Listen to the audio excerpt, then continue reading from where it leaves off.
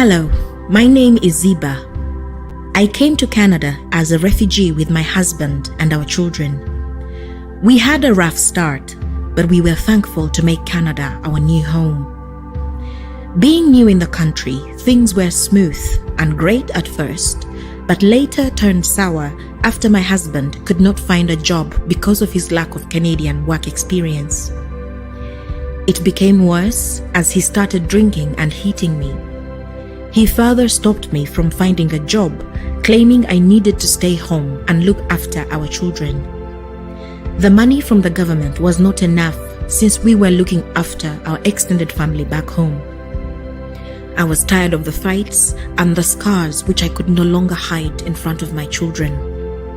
I confided in a friend who connected me with a counselor, and I sought the help I needed. I am glad I spoke up.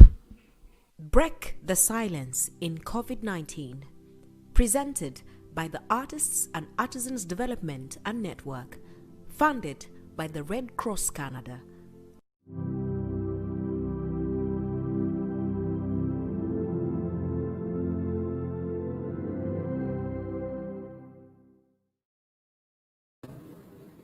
Hi everyone, thank you so much for joining us today. My name is Sheba Siddiqui and I'm your host for today. I'm a producer and reporter with Global News Radio in Toronto, Canada. Being in the media, we are telling stories during this pandemic in a way we've never told them before. I was born in Canada's capital city, Ottawa, and I'm very proudly the daughter of immigrants from India. My father came to Canada in 1965 and my mother followed in 1970. I'd like to welcome you all to the third last workshop of the Break the Silence in COVID-19 series, where we tackle the issue of elderly abuse and violence against women, especially during this lockdown. This series is brought to you by the Artists and Artisans Development and Network, funded by Red Cross Canada with the support of Geisha Productions Incorporated. It has been running every weekend through this past October and November. We've heard, shared, and discussed the prevention of elderly abuse and violence against women from experts and counselors and victims and survivors throughout this pandemic. Some history on Artists and Artisans Development and Network. It was founded in 2014 to provide resources and community development for artists and artisans who are immigrants to Canada. They started by helping artists participate in community events and festivals to promote and showcase their work, and have since grown their community and programs. They now work with over 500 artists in over 112 languages, helping them access cultural and economic opportunities. Their mission is to provide support and opportunities for economic and social development to artists and artisans of all artistic practices who are newcomers to Canada or from other visible minority groups. Their vision is to create a platform that brings awareness to underrepresented members of the community. Together, they promote intercultural understanding, collaboration, and community building. Community is at the heart of this Break the Silence in COVID-19 series. Their purpose is to build community through conversation and the arts. And they do that by bringing together a team of diverse collaborators, volunteers, community partners, sponsors, and artists for cultural exchanges and celebrations. Today, we'll be listening to some fantastic performances from an important artist. His discovery of music came from growing up listening to his parents' mixes and Hollywood soundtracks. He recalls weekends and car drives in Lagos, where his dad would play long mixes of popular Nigerian musicians. And now, I'd like to welcome you all to Idris Lawal.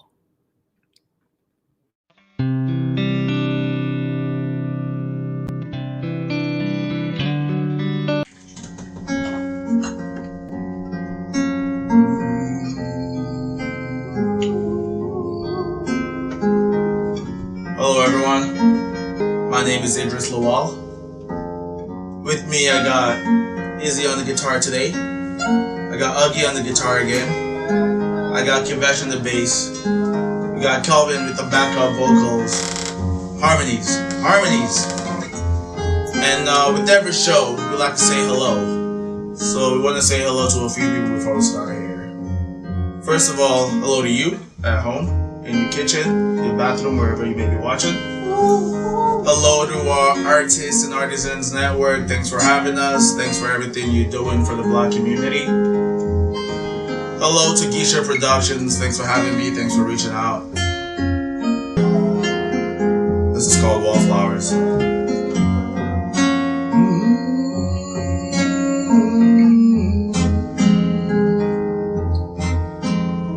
Save me. Police with guns out there, save me. Found my calling, but mama left me home alone. Like me calling, wished I could spread my wings like a busy bee dust falling. But on TV, another hashtag black boy falling. Save me, my pen and my pad right there, save me. Pour down my heart right there. Bullets with guns out there. Save me, my pen and my pad right there, save me. Pour down my heart right there, save me. Bullets with guns out there, save me. We just trying to get to where we want to get to. Break a death to random check my vehicle. Wallflowers surrounded by geckos. Hello, Your Honor, we want justice for Brianna. How long do you need to bring the court to order? Want a just arrest and comes to murder. Want a just arrest and comes to murder. Ahmed, he was running black, came home in a body bag.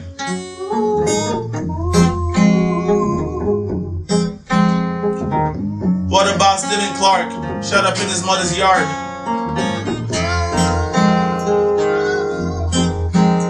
They shot at Tatiana through the porch. They put their knees to George. They put McLean in a hold. They put McLean in a hold. Wallflowers, but we've still been waiting to bloom. Roses are red, but we've still been waiting to blues.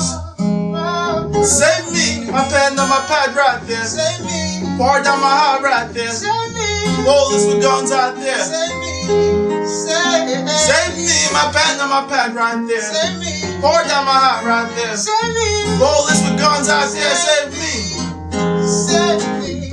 We just trying to get to where we want to get to. Break a death or random check my vehicle. Wallflowers surrounded by geckos. Wallflowers surrounded by geckos. Wallflowers surrounded by geckos. Rest in peace, Breonna Taylor. Rest in peace, George Floyd. Rest in peace, Ahmaud Arbery. Rest in peace to all the wallflowers.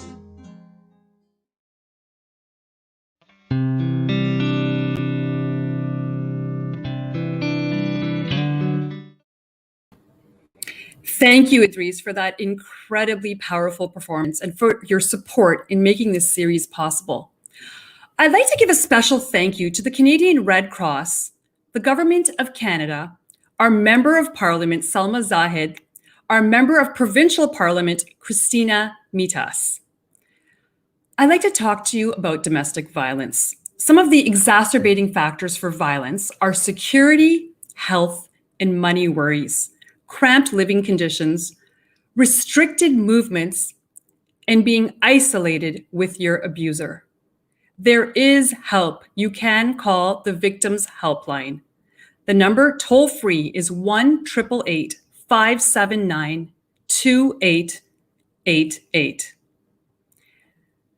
Now, I'd like to introduce our speaker. He is a global consultant on workforce development. His main interest lies in focusing on immigrants, education, and community development. Now, if you have any questions or comments, please feel free to leave them in our comment section, and I'll be sure to address them in this session. Please join me in welcoming Dr. Abdul Hamid Hathlyani.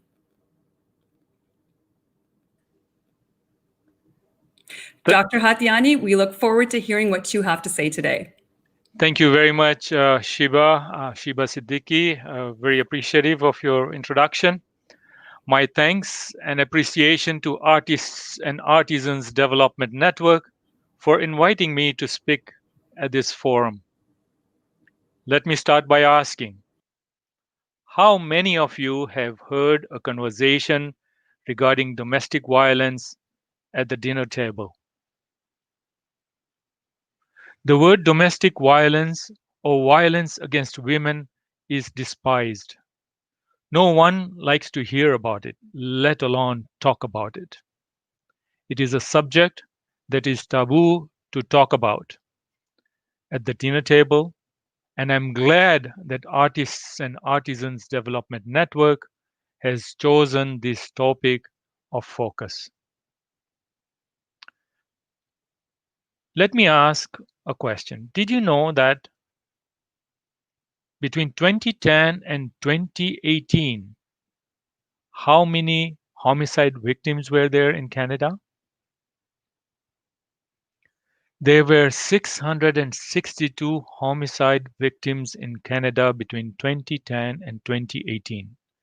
The study done by Canadian Domestic Homicide Prevention Initiative for vulnerable populations found that the victims were overwhelmingly women and children.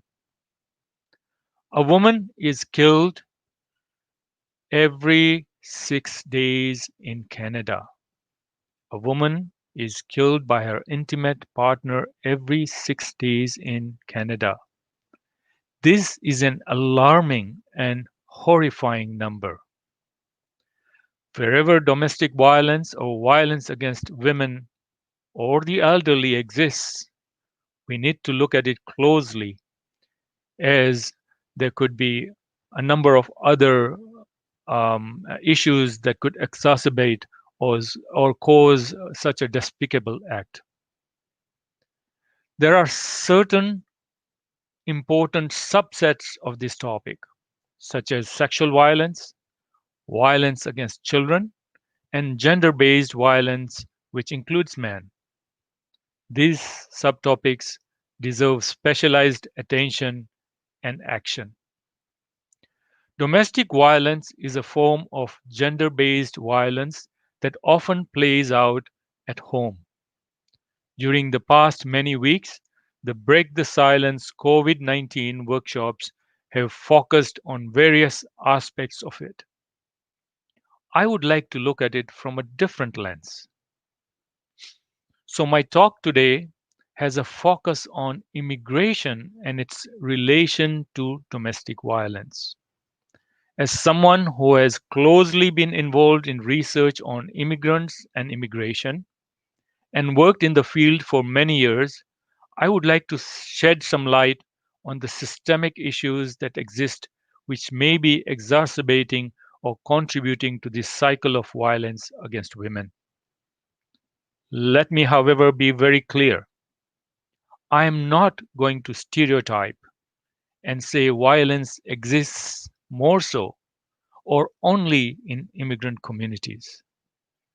Family violence or domestic violence is not confined to people of any particular ethnicity, color, or faith. It exists in all groups of people, whether they are Canadian or immigrants, people of all backgrounds, ethnicity, religion, sexuality, race, or color. While this is not a seminar on immigration, let us, however, for a moment reflect back in our history. And let me ask you a question. When did Canada become a confederation? Anybody remember that? 1867. And when was the first Immigration Act passed? 2 years later. The aim was to attract a large number of immigrants to occupy the vast lands as a means of securing the Canadian border, stimulate the economy, and meet the demands for domestic goods. Since then, there has been a shift in immigration policies. The trend over the past 10 years shows that those who immigrate to Canada come from all corners of the world. Their prime age between 25 and 44 years, highly educated, speak many languages, and are likely to be members of a visible minority. They tend to come from countries in Asia or Africa and are highly skilled and experienced in occupations of professional nature. Suffice it to say then that Canada has succeeded to attract amongst the best human capital that is available internationally without having to spend much on them. At the beginning of this session, a video was placed, a video was played that identifies some of the issues faced by immigrants. Let me now reflect on immigration and its causation to domestic violence, immigration policies, or systemic issues. Many immigration policies and processes that are currently in place were formed decades ago with few changes in recent years. This includes the points system for skilled workers and professionals through which most of the immigrants come to Canada. Most of the professions that are identified under skilled workers category favor professions that are mostly male dominated. The women therefore remain dependent on men for immigration status. It often puts the partner who is the main applicant in a position of power. This power imbalance usually works in the favor of the abusive partner. It places women at a disadvantage, making it difficult for them to get away from an abusive relationship. There is also the threat of being reported to immigration authorities. We need to recognize that the fear of losing immigration status or being deported places them and their children at high risk of abuse, even if they have the right to remain in Canada. This is usually as a result of not fully knowing their rights. In a deputation to the Housing Standing Committee in November 2016, the Canadian Council for Refugees on Status of Women shared some situations of abuse which I would like to mention. There was a case they mentioned that a domestic violence situation led to police intervention. Woman's abusive husband is arrested. The woman is found to be without status in Canada. The woman and the child are detained. So, what do you think could have been the possible immigration outcome? Deportation. Another case. Spouse leaves home after enduring abuse for a long time. Her husband had promised to sponsor her, but never filed the papers. He also took her identity papers away. She goes to the shelter, but she has no status and no papers. What do you think could have been a possible immigration outcome? Deportation. Another case. Abusive spouse kicks the woman out of the home. She has no status in Canada. So what do you think would have been a possible immigration outcome? Deportation. Abusive spouse withdraws a pending spousal application. What do you think would have been a possible immigration outcome? Deportation. So in all these situations, there would be a strong possibility of deportation along with so many other unwarranted possibilities. Unless, of course, these victims got some real good supports and help. That's another challenge the immigrant woman has to face. The second point I want to make under the experience of immigrant people, and which was highlighted in the video at the beginning, is unemployment and underemployment. Studies have shown that while Canada has attracted highly qualified immigrants, it has, however, not been able to utilize fully the talents and skills they bring to the country. Research has also shown a substantial underutilization and undervaluing of internationally educated professional skills, where employment outcomes of new immigrants have been significantly lower than those born in Canada. A study by Daniel Schneider et al. In 2016 identifies that unemployment increases domestic violence. The stress of economic downturn augments abusive behavior. Unemployment leads to tension and stress in the family with undesirable consequences.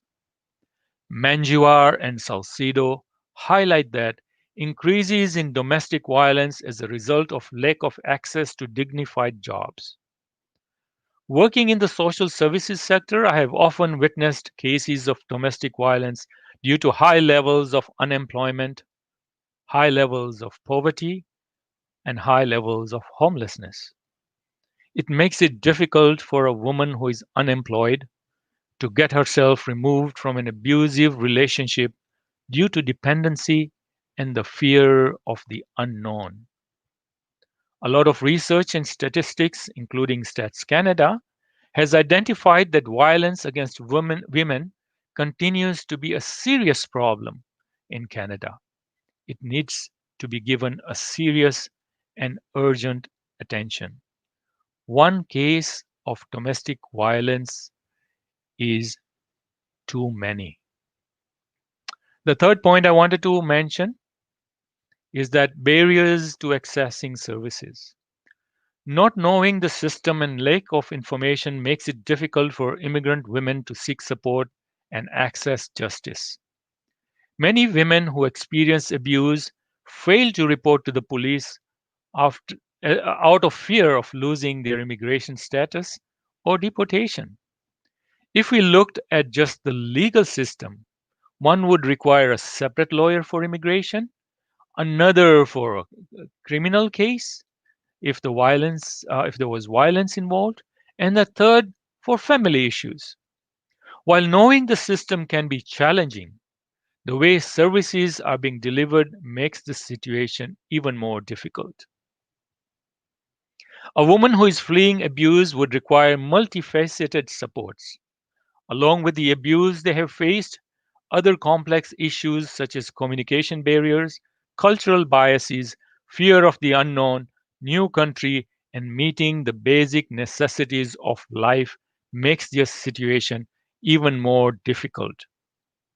The need for legal supports, shelter, socio-spiritual, immigration, and health related requirements, especially during the time of necessity, is of critical importance.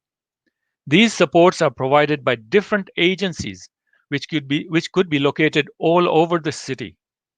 Navigating these supports can be complicated, draining, and become a task by itself, leaving the abused woman helpless with little hope. Let me now share a short video made by United Nations Women on violence against women, and thereafter I will talk about recommendations to address some of the challenges I have mentioned. So let us play this short video.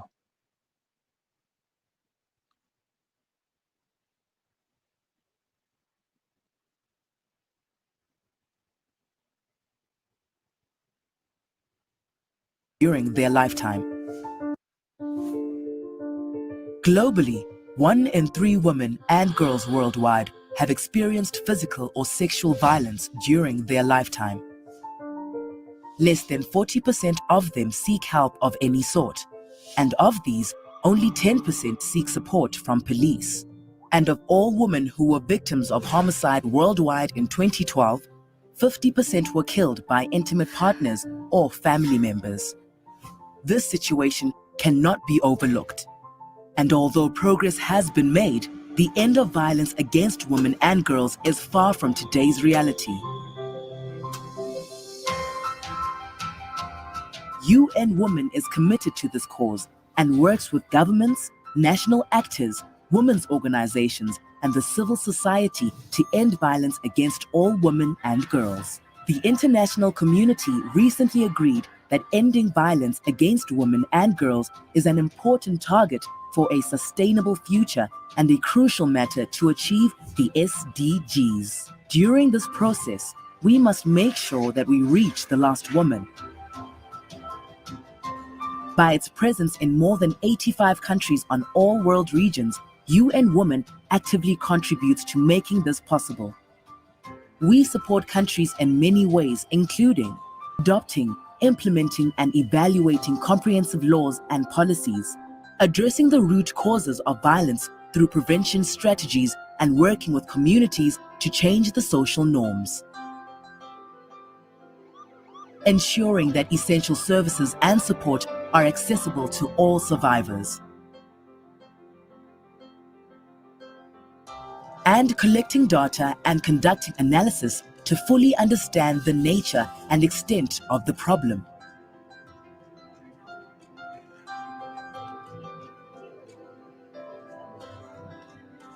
UN Women envisions a world where all women and girls are equal and empowered members of society, free of all forms of discrimination and violence by 2030. But let's not wait until then. Let's act now. We need your help and commitment to make sure that we reach the last woman. Together we can make it happen. If not now, when? If not you, who?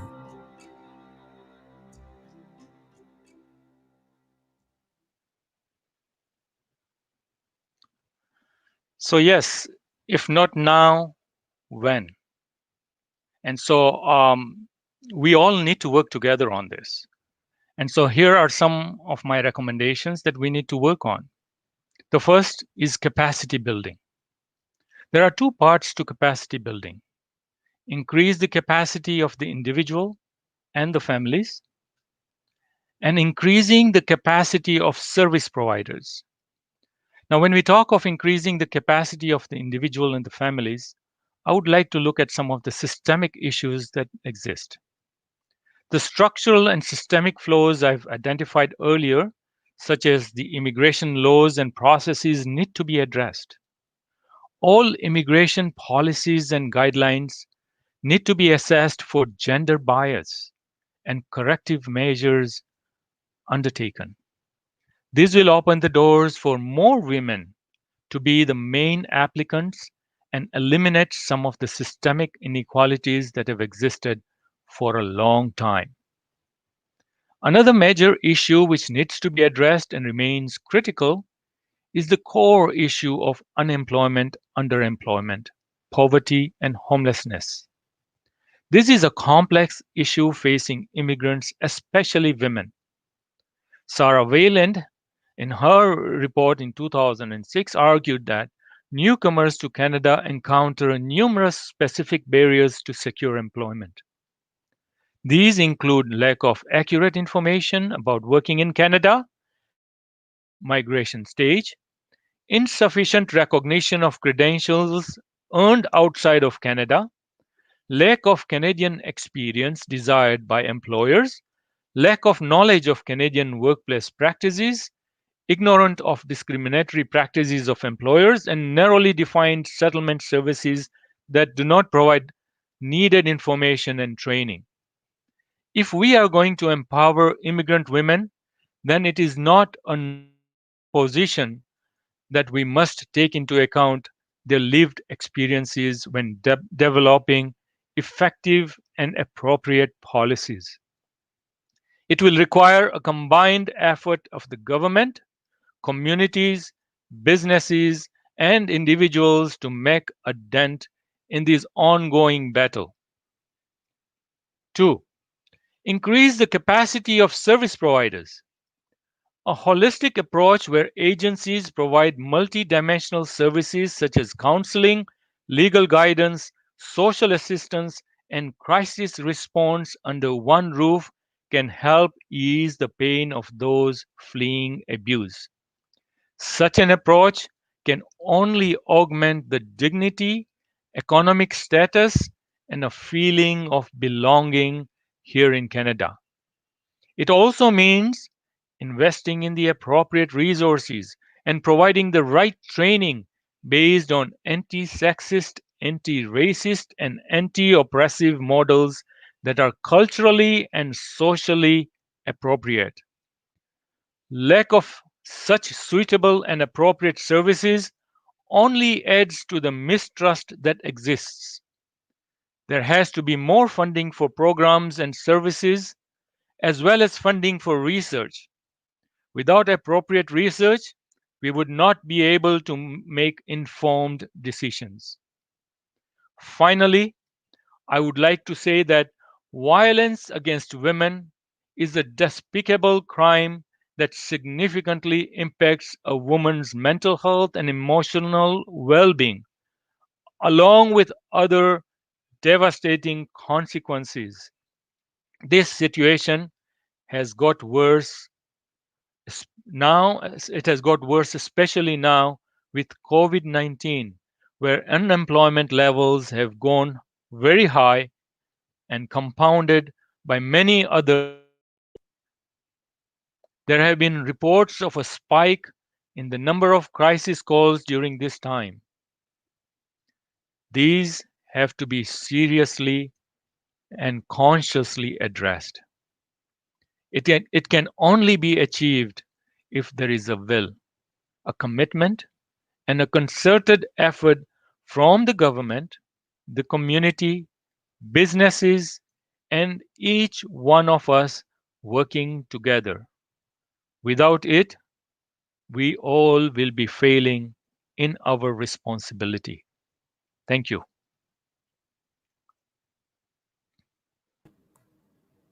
Thank you, Dr. Hathlyani, for that insightful talk. Now, a few points that I personally took away from that is no one likes to talk about domestic violence. There is a huge stigma around that. Now, there were 662 homicide victims from 2010 to 2018. These stats are staggering to me because they were overwhelmingly women and children. That's very shocking and very horrible. A woman is killed every 6 days in Canada. These are staggering statistics. Now, yes, family violence does exist in all backgrounds, races, and colors. It doesn't matter where you're from, who you are, what you do, it can affect you.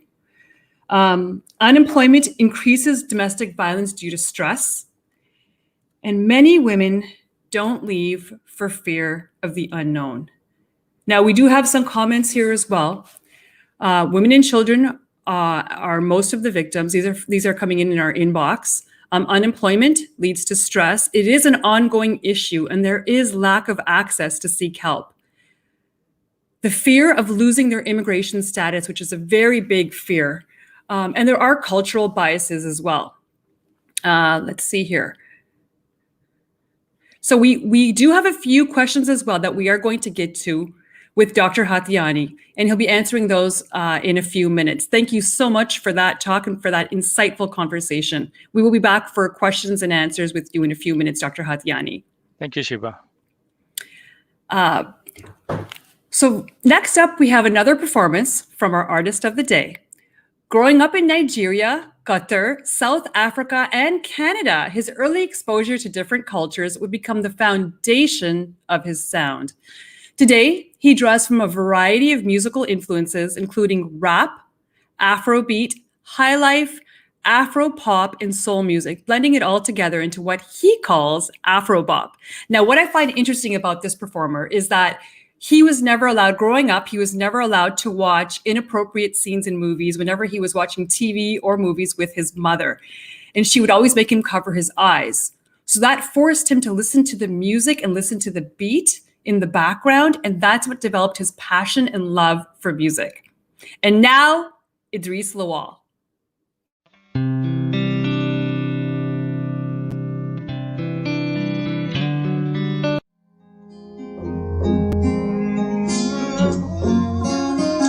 The next song I'm going to perform for you is called Gongo. This song, Gongo, is me remembering my mom always telling me to never forget my roots. Or my dad telling me to always do what I love. and always love who I do. The song is called Gung Ho.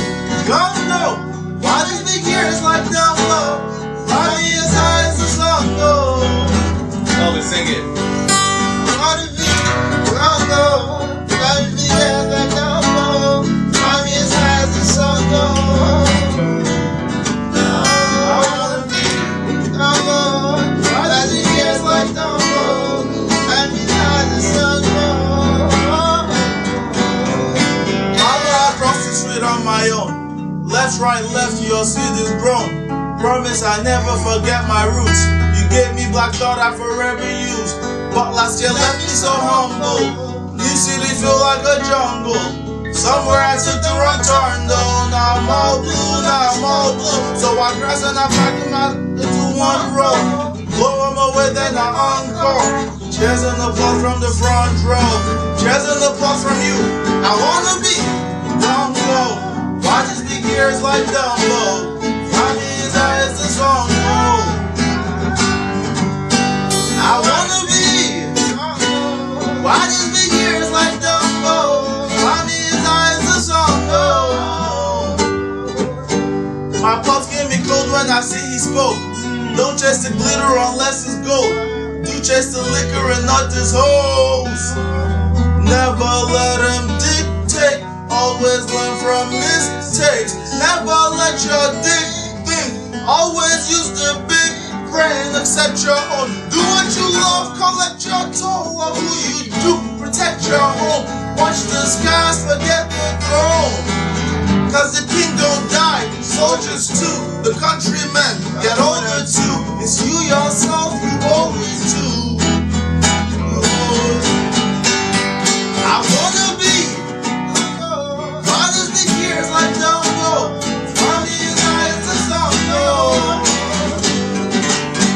I wanna be. Why just be girls like Dumbo? Mommy's eyes the sun go.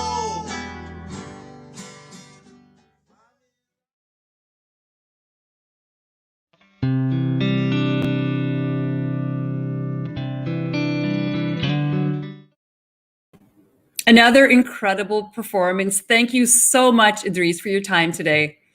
I'd also like to take this time to acknowledge our supporting teams. The Board of Directors of Artists and Artisans Development and Network, Geisha Productions Incorporated, and their partner agencies, Positive Community Development, Creative Joys, Chocolate Films, IDRF, Ryerson University, Trias College, the University of Toronto, Diversity Cultural Association, and Swar Gunjan Music Academy, and many others. Let's get to our questions with Dr. Hathlyani. Our first question is, after listening to your talk, what should I do first as a victim trying to get out of the situation I am in, given I don't have my immigration papers yet? So this is the problem that I mentioned in my talk, that we need to have services under one roof. Different types of services need to be under one roof, where somebody who doesn't have immigration papers, somebody who doesn't have income, doesn't have shelter in place, want to flee abuse, those type of services need to be together. Currently, in most instances, what's happening is there are services all over the place. One has to go for one service to one location, the other service to another location. And that's what I meant, that we need to address that.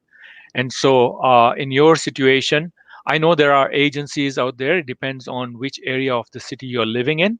And so there are agencies that do support and help in the various aspects of the challenges that you're experiencing. So to the questioner, I would suggest that depending on what areas of the city that you're living, please seek out an agency and or call even employment social services, call government agencies, and they'll be able to guide you to some of the referrals that could be made and support you in that aspect. The immigration aspect needs to be dealt with, with a lawyer, and so that needs special attention. And so some of these agencies do have people who are experienced, who are well versed, knowledgeable in these type of situations, and they'll be able to help and guide you. So seek out an agency in your catchment area, in your neighborhood. There's got to be some agency, and please try and contact them and see if they can help you out. Thank you. Thank you for that insight. Our next question is, which parts of government should be spearheading this discussion on the change in immigration policies in regards to protecting us women? So, very good question. Thank you so much once again. And it has to do with systemic issues here. It has to do with policies. Now, the policies that are set, that are currently in place, it has to do with immigration, citizenship, and immigration. But it's at the federal level government. Those policies are identified at the federal government level. And so it is for us, we need to contact our MP and ask them, if what's happening here. And they need to spearhead the change. If all the MPs start talking about it and, bring it at the table, then the issues will be addressed. It has to be identified as an issue of concern, an issue that needs to be acted on. And also to the MPPs, there are certain supports that are which the provincial government has put into place, and those need to be increased as well. And so it works well at different levels, at the city level as well. There are supports that are available within the city as well, and those need to be looked at and see how best we can support immigrant women, both in cases of being independent or even addressing the issue of unemployment or underemployment. Thank you for that. Another question that we have is, lack of Canadian experience is every new immigrant's issue when seeking employment. Given your experience working with immigrants, what are some of your thoughts on elevating this issue? So first and foremost, if somebody asks or for Canadian experience, or they say that there is no Canadian experience, it is against the Ontario Human Rights Code. And so that needs to be understood. Yes, the employers may be still using it, but that is against the Ontario Human Rights Code. And so that needs to be understood. Lack of Canadian experience is usually used if somebody wants to not employ anybody. It can be used easily, and usage of that Canadian lack of Canadian experience has a lot of meaning under it, and those meanings could be there's a veil behind it as well. So those meanings could be, I don't want to hire you without giving an explanation, or I don't like you, or I don't like the way you dress, or I don't like the way you talk, or it could be that, or it could genuinely be somebody does not have the Canadian experience which is required. And so there are guidelines around it, and I would say that just don't take it as they tell you, okay, you don't have Canadian experience, because it is not part of the requirement anymore. that somebody should have Canadian experience. However, experience from, and that's the challenge, and these are the challenges that we face, multi-layered, multifaceted challenges. And so when we say that, we should not ask whether somebody has Canadian experience or not. The challenge is their experience from outside of Canada equally recognized or accepted? That becomes a challenge as well. And some employers don't really consider that. Some do, and some have really benefited out of the experiences and challenges which immigrants bring, and they have expanded and they've increased their businesses. However, there are others who may use it to simply say, I don't want to hire you. These are all excellent points. Another question we have are, what are your thoughts on perpetrators that use immigration papers to manipulate their case of violence against women?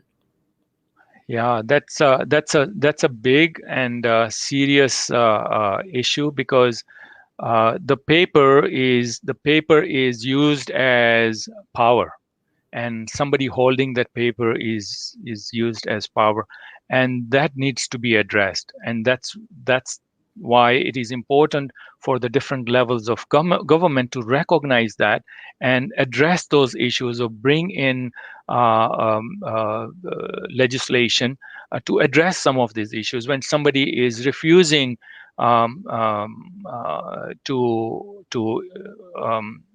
release the papers, or withhold the information. And so I would strongly recommend that we all sort of try and talk to our MPPs and see if we can bring in some guidelines. Somebody is holding on to somebody else's papers, and there is violence against women, or abuse against women, or abuse against anybody else, then we need to have that flexibility to be able to say, you know what, in those type of circumstances, it is documented, it has been reported, it has been confirmed, it has been verified that there is violence, and there should be no reason why that person's immigration process or immigration documents should be stalled, or should be withdrawn, or should be stopped. Thank you so much for all of that insight. I'm going to read a few comments from today's session that have been posted here. Great job, Idris, to all the wildflowers. Amazing, amazing singers, interesting talk, excellent speaker, very informative. That was a great and insightful talk by Dr. Abdul Hamid. Thank you, Dr. Abdul Hamid Hathlyani, for a great talk. Real talk, experience is a real issue. Thank you so much for your time today, Dr. Abdul Hamid Hathlyani. Thank you, Sheba. And thank you, everybody, for listening. And for your inspiring performances, Idris Lawal. I'd also like to acknowledge the team that made this happen today. Shireen Mandani, Gloria Gift Nankunda, Manal Hussain, Brian Kizala, Leslie Ragulas, and Mary Carmen Taylor, as well as Red Cross Canada and the Artists and Artisans Development Network for shedding light on elderly abuse and violence against women. Don't forget to follow them on social media. You can also email them at info@artistandartisans.ca. And join them next weekend, the 28th of November at 2 p.m. for their second last workshop with their host, Ataka Faruqi. I will leave you with the beautiful and unique sounds of Idris Lawal. Thank you again for watching.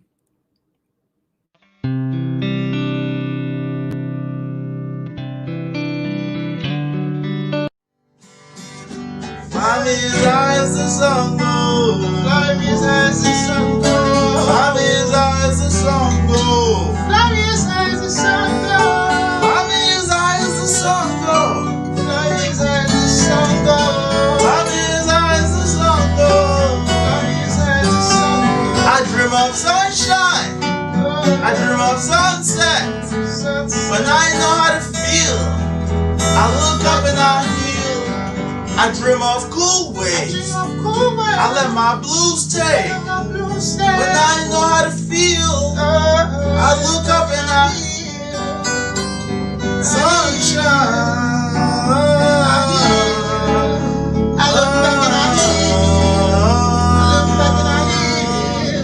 I look up and I heal. I look up and I heal. I look up and I heal. I dream of green margins, we under pursuit. Our happiness like the gardeners, we pray Allah pardon us. Life's hard enough without being young, black and born to target a fish in the sea with white sharks and blue whales. Bite me, I'll bite back. And when I get trouble, sleep. I young guy, but I know they count sheep. I'm a lion, them no concern. You see my eyes on the horizon. Black clouds over my rooftop. I'm solo dolo in a two-door. Brain heavy like Mojo Jojo, make me wanna blow my roof off. I power puff and blow my sorrows in the hair and then I cool up. When I ain't know how to feel, I dig deep and I heal. I dig deep and I heal. I dig deep and I heal. I dig deep and I heal. I dig deep and I heal.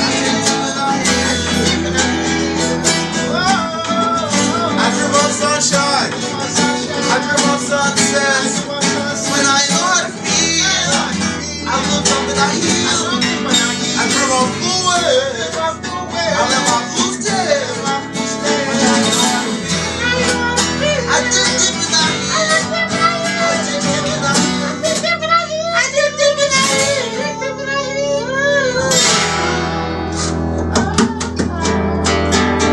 Dig deep and you'll heal. When you ain't know how to